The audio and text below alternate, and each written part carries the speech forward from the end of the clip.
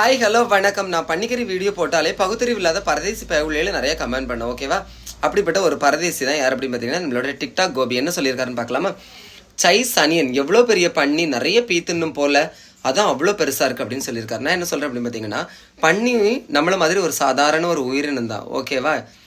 அந்த பன்னி வந்து பீ திங்கலை, சரியா? பன்னி பீயை திங்குற அளவுக்கு நீங்கள் என்ன படுத்திட்டீங்க, அதை வந்து ஒரு சூழ்நிலைக்கு தள்ளப்பட்டீங்க. எப்படின்னு பார்த்தீங்கன்னா, வீட்டில் கக்கூஸ் தோண்டி பேல வேண்டியதானே? கண்ட இடத்துல போய் எதுக்கு நீங்கள் பேண்ட் வைக்கிறீங்க? நீங்கள் கண்ட இடத்துல போய் பேல்றதுனால தானே ஏதோ உயிரினங்கள் வந்து வழி இல்லாமல் அதை நக்கிட்டோ தொட்டுட்டோ போயிடுது. உடனே நீங்கள் வந்து பன்னி பீத்துங்குதுன்னு சொல்கிறீங்க. பன்னி பீத்துங்கல்ல, சரியா? பன்னியை பீத்துங்கிறதுக்கு நீங்கள் வைக்கிறீங்க. இதுலேருந்து என்ன தெரியுது?